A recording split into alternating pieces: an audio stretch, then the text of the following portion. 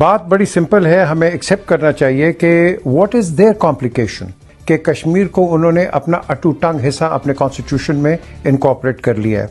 पाकिस्तान के अंदर बैठ के अगर हम कश्मीर का कॉज प्लीड करेंगे, आई एम सॉरी टू से nothing will happen out of it. नमस्कार दोस्तों, हमारी चैनल में आपका स्वागत है। आज की इस वीडियो में पाकिस्तान मीडिया बात कर रहा है दुनिया भर में पाकिस्तान की औकात के बारे में। जैसा कि आप जानते होंगे कि पाकिस्तान ने पूरी दुनिया में ऐसा कोई मंच नहीं छोड़ा होगा जहां पर उसने भारत के कश्मीर को लेकर रोया ना हो, भीख ना मांगी हो। और आज तक किसी भी देश ने कश्मीर को लेकर पाकिस्तान को बिल्कुल भी भाव नहीं दिया है। आज की इस वीडियो में पाकिस्तान मीडिया इसी बात को लेकर रो रहा है। पाकिस्तान मीडिया का कहना है कि हम चाहे कितनी भी कोशिश कर ले पर पूरी दुनिया बड़ी मजबूती से भारत के साथ खड़ी है। इसके अलावा भारत के पास नरेंद्र मोदी जैसा ताकतवर नेता है तो पाकिस्तान को अब कश्मीर भूल ही जाना चाहिए। पाकिस्तान मीडिया ने इस वीडियो में कबूल किया है कि भारत से कश्मीर छीनना पाकिस्तान की अब ताकत की बाहर है। तो ऐसे में पाकिस्तान के लिए अच्छा यही होगा कि वो भारत के कश्मीर में भूल जाए, बाकी उनको सफलता तो बिल्कुल भी नहीं मिलने वाली। कश्मीर को लेकर पाकिस्तान मीडिया ने और क्या क्या कहा है वो देखने के लिए शुरू करते हैं इस वीडियो का अगला भाग। Army chief general Qamar Javed Bajwa ने कहा है पाकिस्तान और भारत को देरीना मसला कश्मीर को हल कर लेना चाहिए। रिसालपुर में ग्रेजुएशन तकरीब से खिताब करते हुए उन्होंने कहा कि मसला कश्मीर को बावकार तरीके से कश्मीरियों की उमंगों के मुताबिक हल होना चाहिए। आर्मी चीफ का कहना था कि कश्मीर में इंसानी अलमिये को मंतकी अंजाम तक पहुंच जाना चाहिए, ताहम अमन के लिए हमारी ख्वाहिश को हमारी कमजोरी ना समझा जाए। हमारा सवाल कुछ इस तरह से है कि पाकिस्तान और भारत को मसला कश्मीर अवामी उमंगों के मुताबिक पुरअमन तरीके से हल करना चाहिए। आर्मी चीफ का ये कहना है, तो मसला कश्मीर का पुरअमन हल आखिर कैसे मुमकिन है? ब्रिगेडियर साहब,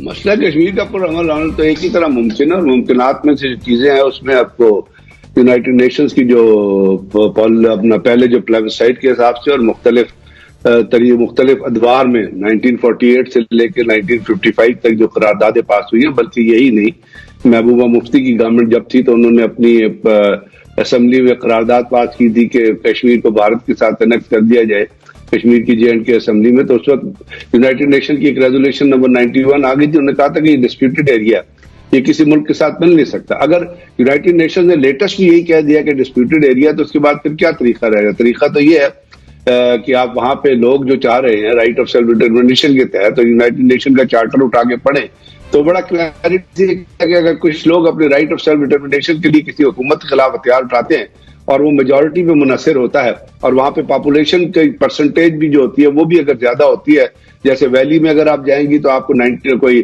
86% मुसलमान मिलेंगे, अगर आप जम्मू से नीचे जाएंगी तो वहां पे 63% मुसलमान मिलेंगे। तो टोटल एवरेज निकालने कहाँ पे जाके बैठती है?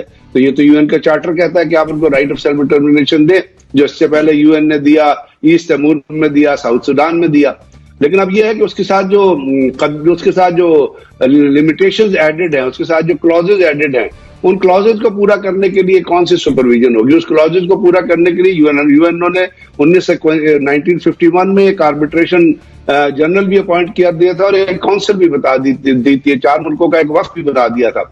अब इसमें यहाँ पे जो सवाल ये है कि क्या वो पाकिस्तान को, वो पहले भी एक्सेप्टेबल था, पाकिस्तान अभी भी एक्सेप्ट कर लेगा, लेकिन क्या वो इंडिया को एक्सेप्टेबल है? और उसके अंदर सबसे बड़ी चीज जो है जो देखने की है वो ये है कि अगर यूनाइटेड नेशन की करारदादों के मुताबिक मसले को हल होना है तो आपको डी इंडक्शन करनी है वहां से फौजों की।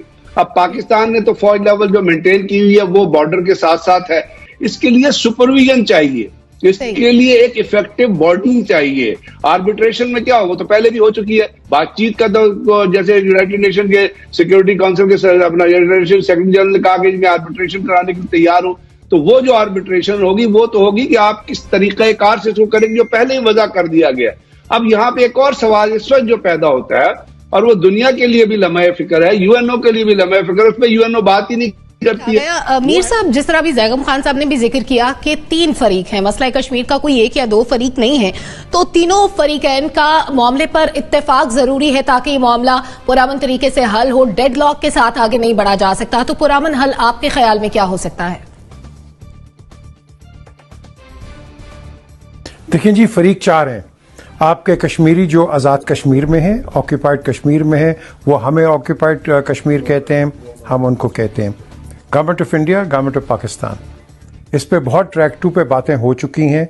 आई been part of it in Brussels और बेसिकली वो जेर ज़बर पे अड़क जाते हैं। बात बड़ी सिंपल है, हमें एक्सेप्ट करना चाहिए कि what is there complication. There complication is कि कश्मीर को उन्होंने अपना अटूटंग हिस्सा अपने कॉन्स्टिट्यूशन में इनकॉर्पोरेट कर लिया है। वो जब तक पार्लियामेंट नहीं करेगी ये इसका हल हो नहीं सकता। अब बात यह है कि पाकिस्तान और हम जो हैं, हम शोर करते रहते हैं यहाँ बैठ के पाकिस्तान में कि जी वहाँ ये हो रहा है, वहाँ ये हो रहा है। Rest of the world is totally blind. हम बैकफुट पे जाते हैं और उसके बाद फ्रंट फुट पे चले जाते हैं जब कोई झटका लगता है, जिस तरह अभी 370 की बात की है, 35A की बात होती है। हमारे पास 3 ज़बरदस्त सेंटर्स थे, Kashmir centre Brussels, Kashmir centre London और कश्मीर सेंटर वाशिंगटन। ये हमारे अनऑफिशियल एम्बेसीज थी। हमने इनको बंद कर दिया और हिंदुस्तान का जो मौक़िफ़ था वो अब प्रीडोमिनेट करता है पूरे वर्ल्ड के अंदर। यूरोपियन यूनियन के अंदर हम जब कंडक्ट करते थे कश्मीर सेंटर्स के सेमिनार्स, और हमने 42 मेंबर्स ऑफ यूरोपियन पार्लियामेंट हम उनके आगे लेके गए मैस ग्रेव्स, ये pellets, forced marriages and all kinds of आपका एट्रॉसिटीज हम लेके गए। तस्वीरें हम लगाते थे उसके अंदर, कश्मीर यूरोपियन यूनियन के अंदर सेमिनार्स होते थे, डिस्कोर्सेज होते थे। हमने वो बंद कर दिए। क्यों? Penny wise and pound foolish. Pakistan के अंदर बैठ के अगर हम कश्मीर का कॉज प्लीड करेंगे, आई एम सॉरी टू से, nothing will happen out of it. हमें ये चीज़ इंटरनेशनल पोडियम्स पे लेके जानी है, लोगों को अवेयरनेस और री अवेयरनेस करनी है कि हिंदुस्तान क्या कर रहा है। हम सब बात करते हैं उनकी एट्रॉसिटी की, हम सब बात करते हैं उनकी इनह्यूमैनिटी की, और जो पुलिस का ये एक्शन हुआ है और ये जो अभी तक लॉकडाउन चल रहा है, Why is the world not taking any notice? Because हम उसको इतना पुश नहीं कर रहे, हम कोई पुश नहीं कर रहे। हम समझते हैं कि जी कश्मीर डेस्क एम्बेसीज में लगा के and that will be the final solution. No, it won't be the final solution. जब तक हम people to people contact with the officials of the foreign government नहीं करेंगे, आपका मसला हल नहीं होगा। बिल्कुल सही बात की है। एक छोटा कुत्ता गुम हो जाता है, एक बच्चा गुम हो जाता है तो पूरी हेडलाइंस बन जाती हैं। आप क्या समझते हैं कि अगर हम चाहें कि ये मसला पुरअमन तरीके से हल हो जाए, जिसके लिए पाकिस्तान ने बारहा एफर्ट्स भी की और अपने तौर पर आवाज भी उठाई, लेकिन कोई कारगर साबित नहीं हो सका कोई भी तरीका, तो अब क्या पॉसिबिलिटीज है? सलमा, मैं तो कहता हूँ इसमें 5 फरीक होने चाहिए, क्योंकि ये जो बोन ऑफ कंटेंशन है बिटवीन इंडिया एंड पाकिस्तान, ये बरतानिया छोड़ के गया। जब बरतानिया की हुकूमत थी और उस वक्त तकसीम हिंद हो रही थी, तो आपने देखा कि बरतानिया हमारे लॉर्ड माउंटबेटन और रेड क्लिफ को पीछे छोड़ गए।